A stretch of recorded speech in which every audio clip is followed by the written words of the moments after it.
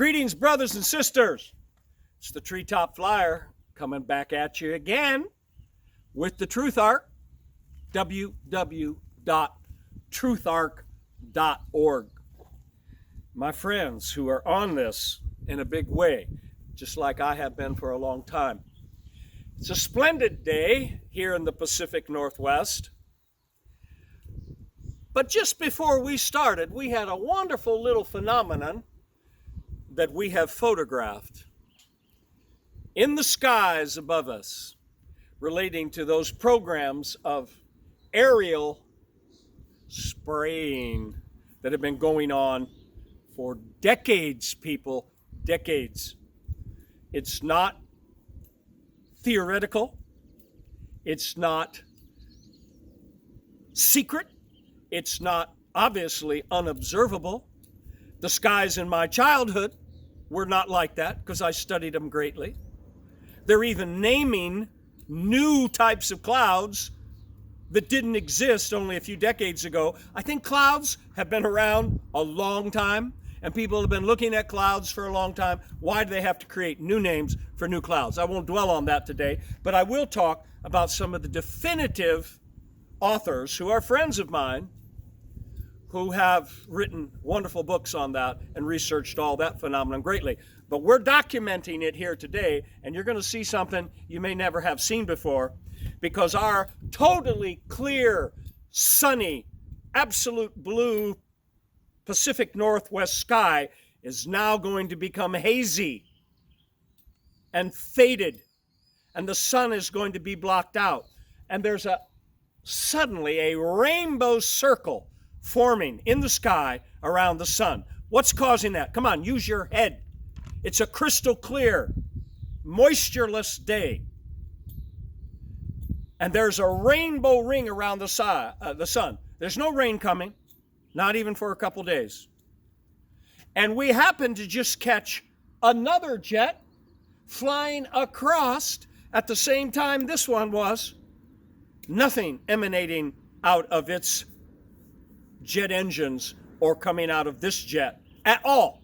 So what did the one we've documented? You're going to see that. It's quite dramatic. There was a particular element in the phenomenon today that I've seen before. My buddy here had never seen it, and it's quite rare. You're going to see it.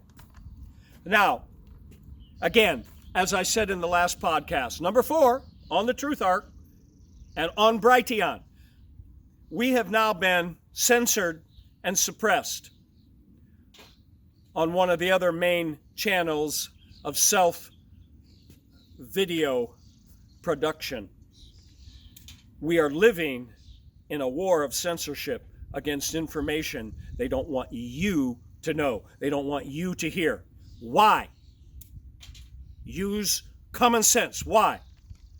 Well, back in the first podcast I made, we talked about that. One party, one group, one point of view on science, controlling all information and deciding what is truth and what is proper and what is real science and what is disinformation. Disinformation? Really? Okay. Well, so we've been hit. So I'm going to talk a little bit at times today in code. I'm going to talk around something. So I want you to read between the lines, listen between the lines, and understand what I'm trying to tell you in light of this censorship, suppression, and desperate, absolutely desperate attempt to control all information on this planet on certain topics. So, again, I want you to remember, we are in an emergency situation, even legally, declared emergency. We are in an emergency situation in what I call acts of war being perpetrated on us globally as well as locally. We are in an emergency situation because of this massive suppression of truth and facts and science potentials. We're going to talk about that today. And technological possibilities that are being suppressed. We're going to talk about that today. It's emergency, acts of war.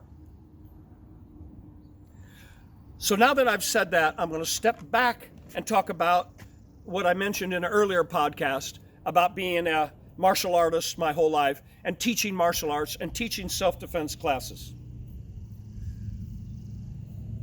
If you come under attack, I'm talking about not verbal attack, real acts of violence, real acts of war, real acts of aggression, to where your freedom, your life, your liberty, your children, your health, your space, that bubble, that sovereign space bubble that should be around you, that your awareness should always feel, to be aware of everyone and everything that's coming into your space. When that's being violated in any manner that you don't choose, you have a situation to deal with. Now, let's talk about the possibilities. One, you can do absolutely nothing and let whatever happens, happen. That's within the realm of options. Number two, scream. You can scream. You can make a lot of noise. You can try to attract attention and possibly some assistance, help, salvation, rescue, whatever you want to call it. You can do that. That's within the choices and options. Three, you can start to pray to the supreme being of your choice and belief system, to the guru, to the ascended master, to the extraterrestrial group of your choice. Whatever is your thing, your belief, understanding, and system, you can pray to that. You can call on it for help and assistance and rescue and salvation, all within the realm of your options in that moment. Or you can choose to act. You can choose in that moment to say, nothing outside of my will, my choice, my safety, my freedom enters this space right now. I don't choose to have that experience. You can make that choice. Now, if you've had training and preparation in how to deal with such a situation, making that choice has a lot more going for you and a lot more options and potentials than if you've had no training, no knowledge, no experience, and no preparation, right? Common sense. If you choose that option, obviously, it's not so wise, as I said before, to defend. If your defense fails, you got a problem. If you tire and your defense fails, you could become a victim and a statistic. Don't become a victim and a statistic to anything today that's not your choosing. I'm going to talk about that a little later because I've had some conversations recently with people who, even though they have known some amount of information or elements of what's happening today, they made the choice to become a victim. And we're trying to give you options and possibilities outside of that. That's what the Truth Arc is about. That's what I've always been about. And many other heroic, knowledgeable people are rising to the surface to do that. So think about those options, because those options, as I just described in the self-defense situation, are applicable to what's happening today. Everywhere. This is a global situation, people. Even though they're doing desperate attempts to cover this up all over the world. Today, everybody's carrying a camera. Today, everybody's carrying an instant communication device. We'll talk a little bit more about that as well. because it's the deadliest weapon ever created, deadliest covert weapon ever created in our history, and from my point of view. But if it's a weapon being used against us, sometimes we have to utilize those weapons as well in our defense and in our offense to protect ourselves. So that's kind of what we're doing. And the younger crowd, I've learned a lot from watching with my buddy and some of the younger cats. They know how to use this very well. They've grown up with it their entire life. They're intuitionally hooked up with it. They're very knowledgeable. Those who were born before some of that was all available, we're kind of having to learn and decide what we want to use and what we don't. Now, along with that, I want to take a moment to acknowledge and honor some tremendously courageous, knowledgeable, heroic individuals right here in this part of the world who have done for a long time the same kind of things I have done and we are doing it now. These are heroic, knowledgeable people that have been ahead of the curve on investigating and researching these important things. And they've been willing to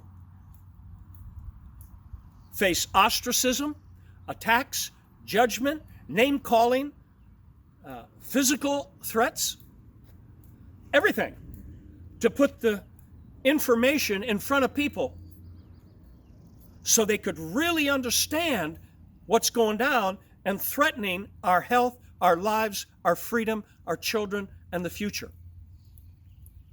I'm only going to mention a few of them today, right now. I will try to mention some each time because there's lots of people doing this, but there's three in particular I'm going to mention today because they're in this part of the world and I know them well. Alana Freeland, local author, state-of-the-art, definitive researcher and local author on everything related to what we've just shown. There's another jet going right across the sky right now, leaving no contrail, but something just put that in the sky before we arrive. Alana Freeland has written America's Sub Rosa series, Chemtrails, HARP, Full Spectrum Dominance of Planet Earth by the military and the military-industrial complex and the intelligence agencies and more. Extraordinary books. Another one, Under an Ionized Sky, which is what's happening right now as we speak and has been happening for a long time. It's about ionizing the atmosphere, weaponizing the very atmosphere around this planet technologically for the next levels of their technology and the next levels of what we are now experiencing related to that treatment. And I'm using code, that new high-speed technology that you all just have to have so you can download a movie in I don't know how many seconds. Like that's really important, that you can download a movie like that. You can play more games faster. You can get more everything faster. It's all related. And the new book she's working on, almost finished, is about synthetic biology and everything related. Yes, I said that. Synthetic biology and how that is the new technology we're dealing with. Nanotechnology, synthetic biology, and more. She's not finished. I haven't read this one yet because it's not done. Alana Freeland. She's all over the internet. Many wonderful interviews. She speaks all around the country. Check out everything on the net. Check out her books. Buy her books. Buy some for your friends. Everyone has to understand this. This is the reality we are living in. This is the reality our children and our grandchildren are going to have to grow up in. We have to survive this. So that's the first one. The second one, Rebecca Campbell. Very courageous, brave, way ahead of the curve, way ahead of everybody on dealing with some of these technological aspects like smart meters, another weaponized technology, the high-speed internet that we just talked about, and also some of the legal empowering methods and technologies that we, the people, should be using to combat corruption in all levels of government, corruption and collusion by our public officials. We are not utilizing our power collectively in any way yet. Starting to happen. But there are many techniques in the legal realm that we could and should be using, and Rebecca has been in the forefront of that for a long time, as well as bringing to everybody's understanding the dangers of smart meters, weaponized smart meters in your home. Try getting it taken out. You can do it, but you're going to be in for a fight. Why don't they want you to be able to choose the kind of power meter in your home? Think about it. Do the study and investigating yourself about smart meters. Many fires all over the world have been started by exploding smart meters under the right circumstances and situation. Now think about that. You don't have to use exotic technology to do a terrorist act. All you got to do is light a fire when the wind is blowing and the conditions are right. Look at California. Look at British Columbia. Look at many other states in the American West. Look at Portugal. Look at Spain. Many places have experienced fires of rather mysterious anomalies and mysterious source, how they get started. The weaponized technology for this exists, people, is what I'm trying to tell you. The third one I want to mention is Josh Del Sol, who I finally had the opportunity to meet not long ago. I've been following his work and participating in his summits, and very knowledgeable, creative activist on everything related to that high-speed system. Satellites all around the planet, towers being put up everywhere. They want to put one in every yard, in every apartment. What? Check out Josh Del Sol and all his work and his summits. And in these summits, world-class, knowledgeable scientists, physicists, engineers, technology people are all weighing in on these topics. Okay?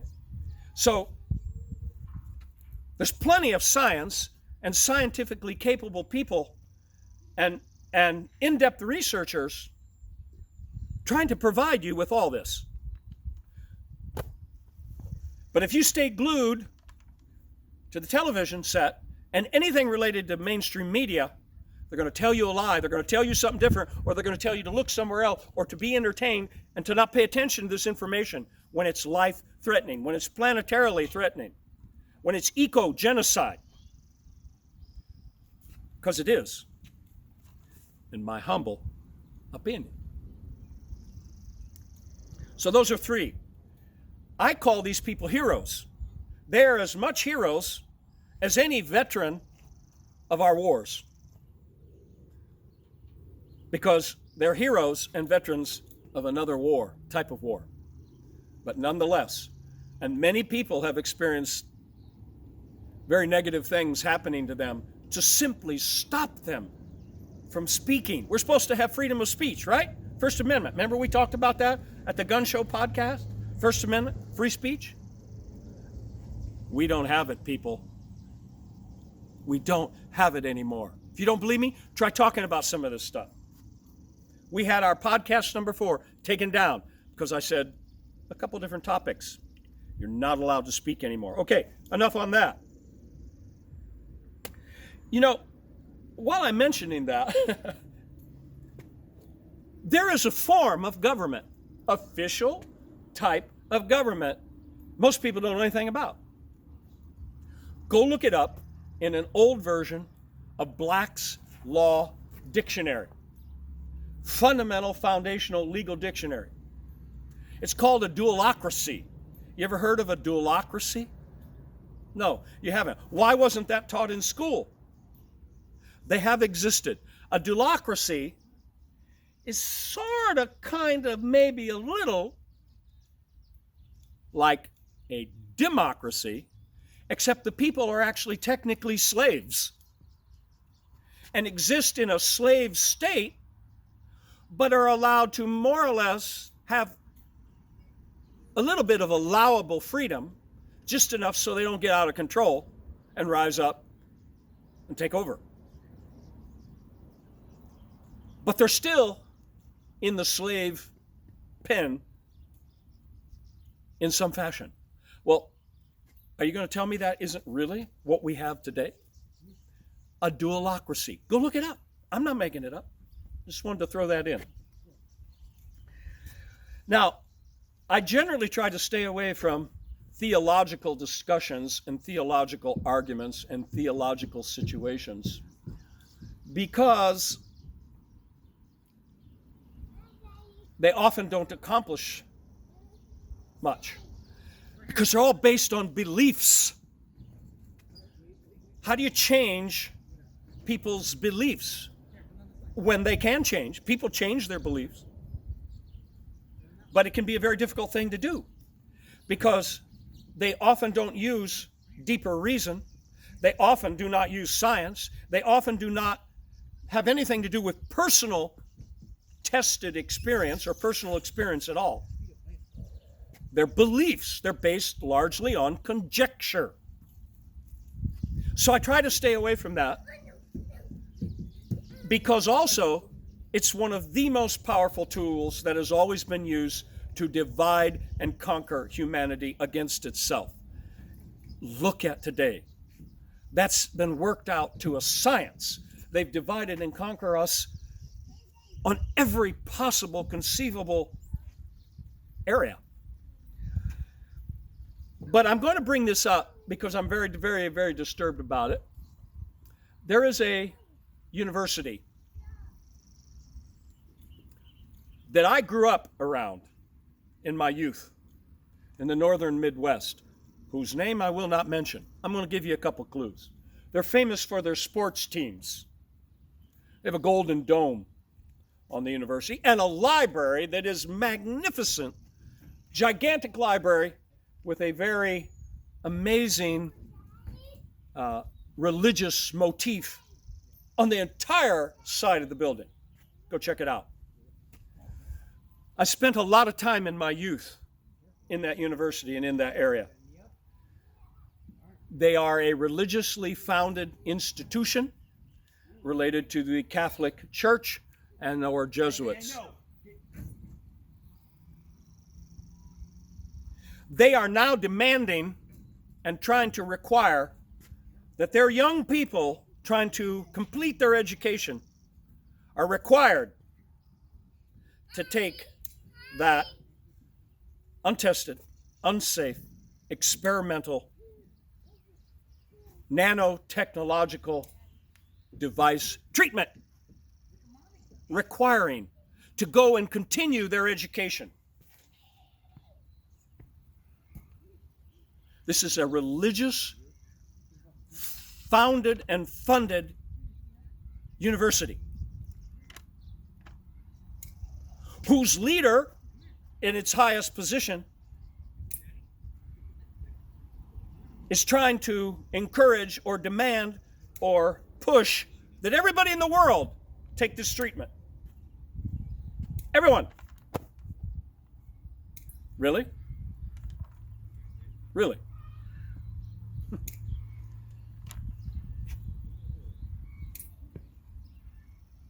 I can show you many people. I'm on discussion forums and blogs and research groups all over the world. I can show you many people in a camp of similar theological belief system who say, I wouldn't take that. If you put a gun to my head, I will never take that. My children will never take that. I will draw a line in the sand and fight to my last breath. Never. But here's the global world leader of this institution, supposedly the same foundational belief system, the original version of it, pushing it worldwide. How do you explain that?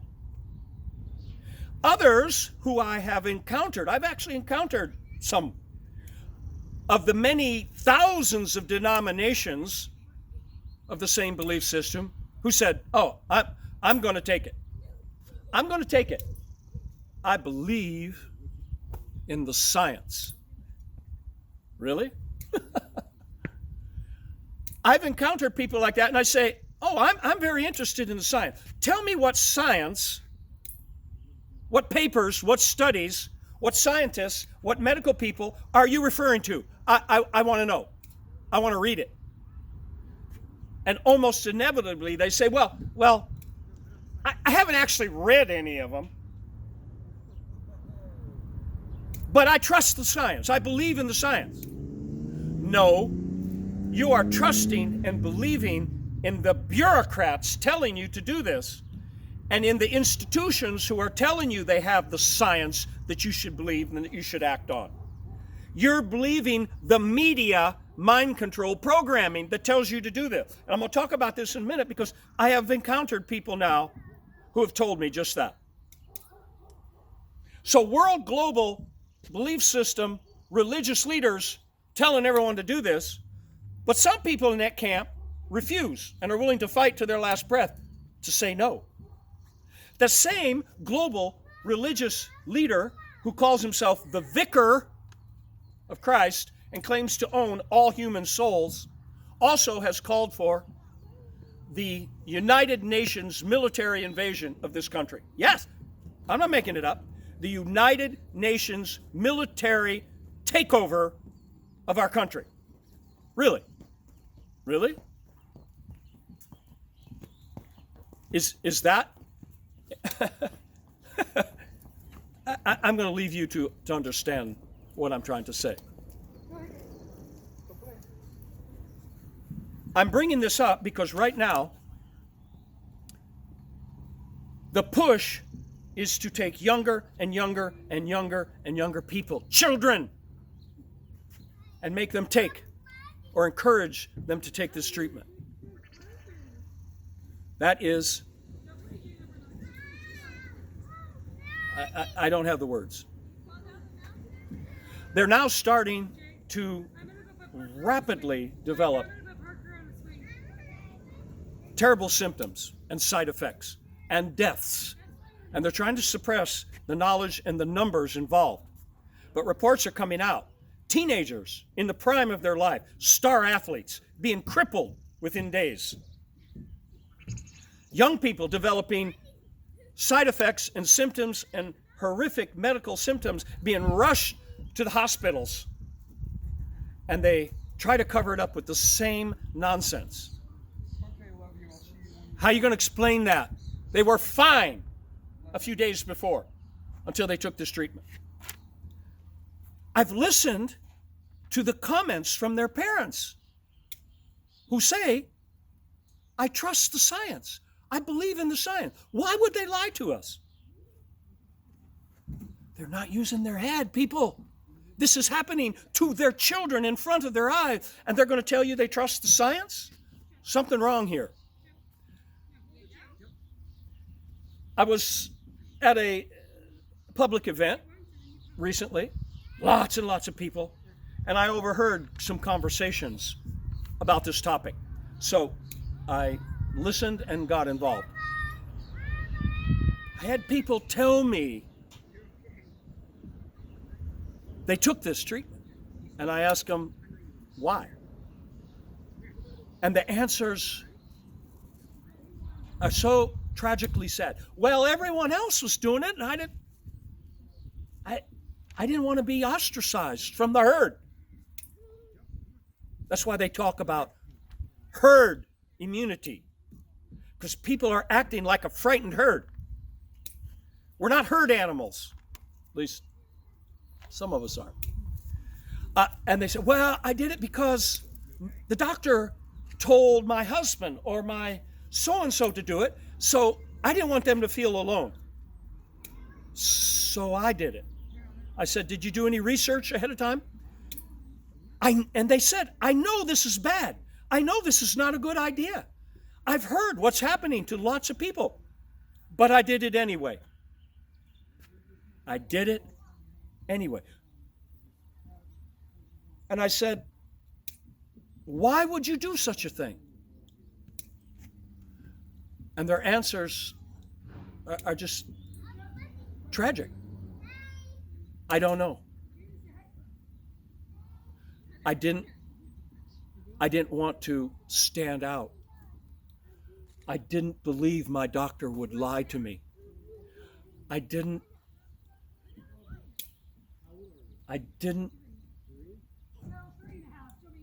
know. They actually can't really tell you why.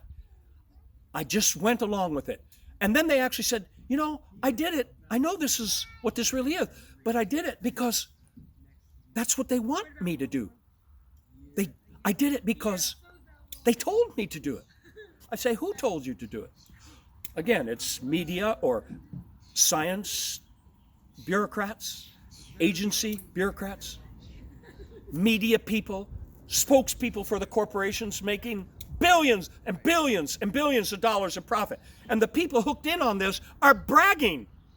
They're bragging about the profits they're making in this last year on a global genocide. You think that's okay?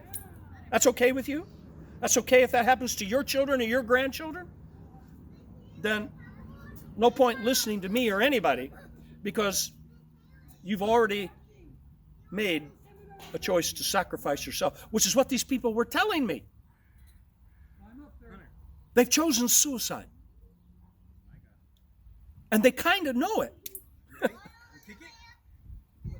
But as long as they go with the herd, they don't feel so alone.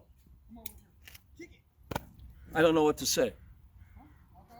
Now, along with that, we have the phenomenon of those who have refused starting to experience symptoms somehow being transmitted by those who have chosen to take it. I explained a little bit about that. I'm convinced it's human resonance. We explained about the phenomenon of resonance. It's not just traditional shedding, in my point of view, and many other brilliant medical people are talking about that. It's not shedding as live virus shedding is understood. Something else going on here, and then there's the whole magnet thing. Just all over the internet, and everybody's on the internet today. Magnets sticking. Metal, not even magnets, sticking to the location. Now, some people doubt that. Some people don't believe that. Everybody's testing this. Something going on here, people. And if you will go read the books of those definitive authors and those heroes I talked about and listen to their research and listen to their summit meeting or read their book, you're going to have the explanations because it's there. You just haven't accessed it. Again, I couldn't make this stuff up. In the sickest science fiction movie or book I could ever dream up. But it's actually happening. Now, since we're talking about science, what I want to try to show you, as in my other podcast, I showed you the history of the development of these agendas. So I'm going to talk about suppressed genius, suppressed science, hidden technology, hidden science, that brilliant people, humans just like us, have tried to give the world, that we could be living in an extraordinarily different civilization globally. And those same small percentage of people with their death grip on knowledge and their death grip on power and control and political power control and economic power control. It's a very small number, people. We far outnumber them, and we're doing nothing with our collective power and our collective ability to change this. So I'm going to talk about a few of them. So again, I'm going to go way back, always back in history, and bring it forward. So I'm going to go as far back as a device that supposedly is dated to 100 BC, Antikythera device. My man from the Truth Ark shook his head. He knows about this. It was discovered in underwater in the Mediterranean from a shipwreck. And it's been one of the most heavily investigated and analyzed devices ever found. Artifact, ancient. Using very sophisticated technology to x-ray its multi-layered construction, even though this thing has been under salt water for a very long time. 100 BC. Personally, I think it's much older than that. 100 BC may be of when it went down in the ship. I'm convinced it's from an even older time period when there was a lot of advanced technology on this planet, which there have been cycles of. Evidence everywhere all over the planet. They even make television shows about it now.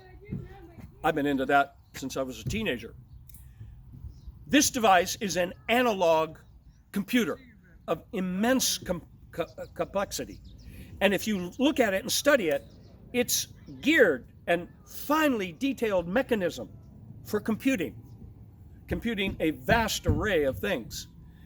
Much like you would see a very fine Swiss watch in the 19th century or 20th century. Before they went digital, Swiss watch was a ingenious work of technological craftsmanship. This device is as sophisticated or more, and it's very old. So we had that going way back. Now I'm going to talk about a few of my favorites. John Worrell Keeley, American, 1800s, had given the world extremely sophisticated, advanced technology about sound, music, acoustic resonance, the principles of resonance and higher resonance. He didn't just theorize this stuff. He made machines. He made devices with an extraordinary array of capabilities based on I got all his books. I've studied them. I think there's only a few people in the world who completely understand them, kind of like Tesla. We'll talk about him in a minute. He preceded Tesla. Tesla, I believe, got a lot of his knowledge and information or ideas from John Worrell Keeley. Nobody knows about this man, except a few engineers that have really dug into it and written the books. Extraordinary stuff. Look it up. He's my favorite because I consider him the greatest genius in the last 500 years. And it's about music and resonance. And I'm a musician, so I like that. I think there's unlimited possibilities with sonic healing. Maybe the solution, I'm going to throw out there, maybe the solution to this problem we're facing now with this treatment. Because current levels of science and technology say there's no reversing this. There's no reversing synthetic RNA injected into human biology. Well, I want to make a point here. Science, if it's true science, if it's properly motivated, intended science, it's never finished.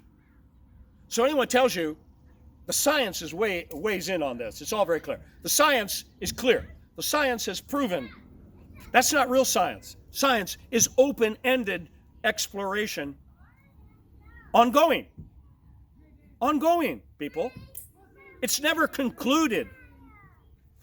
John Worrell Keeley's work in the 1890s defies a lot of supposed laws of mechanics, engineering, and physics that they're still teaching you in the textbooks today. Go research it. I am making it up. So, John Worrell Keely. And then, of course, Tesla. And for you young folks, Tesla is not just a car company. That name was stolen. That was an actual man, lived in America, gave us AC power. The father of everything modern, utilizing AC power. Hundreds of patents, many inventions, including wireless energy transmission, wireless communications. Yes, I just said that. Before 1930, the potentials were for wireless communication transmission, utilizing resonance all over the planet. The financiers, in particular J.P. Morgan, shut him down when he created the actual tower to prove he could do this. He actually created machines and devices utilizing electromagnetic frequencies that can create earthquakes. So very clearly, people saw that, yes, you can take this and weaponize it. So they justified shutting it all down for that reason. And there may be some good reasons for that. Yes, you can always take the development of anything and weaponize it and use it for very negative purposes. From fire on, right? Okay, how far back you want to go? It's what is your intention? What's the purpose? How is it utilized? I've always been a proponent for the right use of science and technology. People say, I'm anti-technology. Oh, you're old-fashioned. Oh, you live off the grid. You're a technophobe. You're all this stuff. No, not really. I'm interested in the right application of science and technology. And so much of our science and technology has been only for the sake of power and control and monopolization of wealth among the few.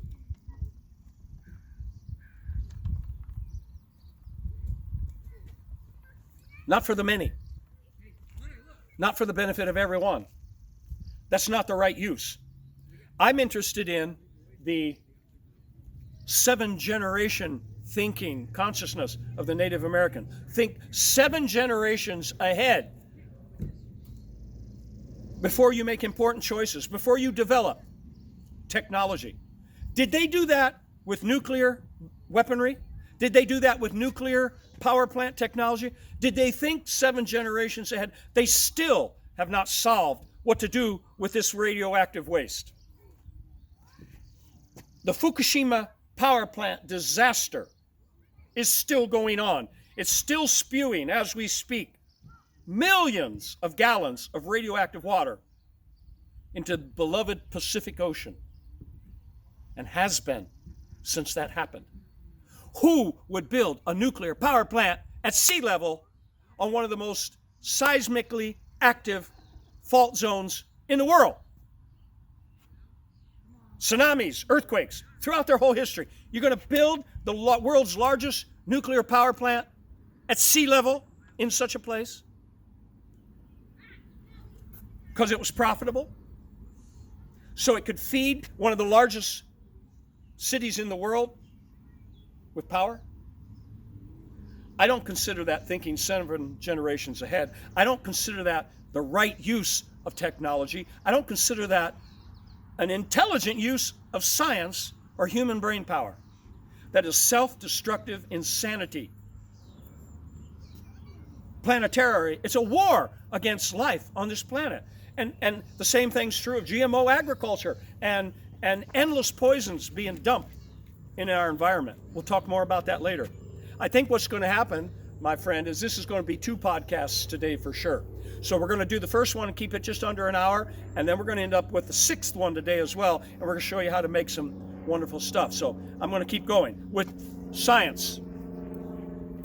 In 1950, a device was supposedly made called the chromovision by a Catholic priest. Must have been a pretty smart one. That supposedly allowed them to see and understand like a time machine. Back in history, forward in history. I'm convinced such a device was made. I'm convinced it's still in existence. They claim they destroyed it, and he mysteriously met an unfortunate, untimely end. As almost everyone I'm going to talk about that tried to give the world something wonderful, this has been their fate. This is what happened to them. Is that a coincidence? Remember we talked about there is no such thing as a coincidence? That technology is based on a human capability, a human mind capability to dream future events, to be psychic, to know your mother is about to call on the phone and you get that thought and the phone rings and it's your mother. Wow, you just did it. They figured out how that works with the pineal, the pituitary, and our brain, and how our brain fires, and how that's a capability every human has, can have, or can develop. Ancient people had this much more developed because no one told them they couldn't or shouldn't. And there wasn't all this competing electromagnetism messing with their brains. And dreams were important. And interpreting dreams was essential for the guidance in their life. It's a human capability, a human technology, if you will. All technology is based on human technology and capability, advanced, developed, and utilized in different ways. But it's all inherent within us. Otherwise, how did it get dreamed up? It came from aliens? Well, maybe. We'll talk about that as a possibility. All right, so Tom Ogle is the carburetor I was talking about. A man named Tom Ogle, 1981, refused millions of dollars, 100+ mile per gallon carburetor. For regular automobiles, any of you driving around in an automobile gets 100 miles to the gallon right now? I don't think so.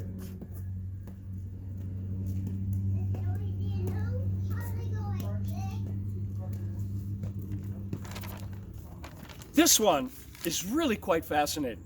Maurice Ward, modern times, developed a heat-resistant plastic that could withstand 12,000 degrees temperature.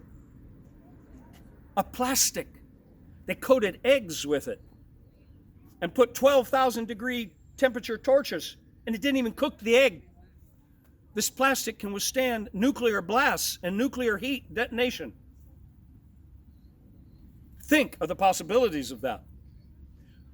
They offered him billions. He refused because he knew what they were going to do with it. He took his secrets and his patents and his invention to the grave. He never divulged it. To my knowledge, it hasn't been applied. But it's known that he developed this. Wilhelm Reich. Now you got to talk about Wilhelm Reich. German. Orgone energy. His term to describe what he understood as the human electromagnetic chemical phenomenon of the human orgasm. But he understood it in nature as a free-flowing energy that we're surrounded with. All these people understand we're surrounded by endless energy. It was about how to tap into it, how to put it to work, how to store it, how to use it. Reich's concept of orgone energy is actually very similar to the ancient Chinese understanding of qi. Really quite the same. And it's subtle, and you can't just measure it with gross measuring devices. This is a subtle energy, but it's within us and it's everywhere around us. He knew how to use it. Absolutely destroyed his technology, absolutely destroyed his laboratory, destroyed him as well.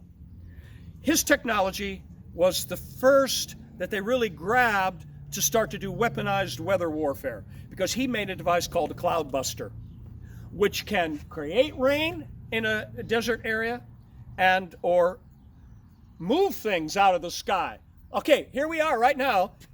The sky has gone hazy in less than 1 hour of the phenomenon we filmed, and we're going to show you when we arrived this morning. It was totally crystal clear, was it not? The sun was shining even when I started this podcast, and now it's completely hazy. Those chemtrail sprays that went right across the sun, made this large circle, have now made the entire sky right here in this location hazy, overcast, and it actually feels very different for people like me who are sensitive and can understand this stuff. It feels different. It's changing. So Wilhelm Reich, his work on, he wanted to bring rain to the deserts so the deserts could flourish and grow things, okay? They destroyed him. Cloudbusters, weaponized. Go back, I've personally watched the videos in 1962 of LBJ, Lyndon Baines Johnson. 62, this is before Kennedy was assassinated, which he had a lot to do with. It's impossible that he did not have a lot to do with it as the governor of Texas. He hated the Kennedys, both of them, openly said so.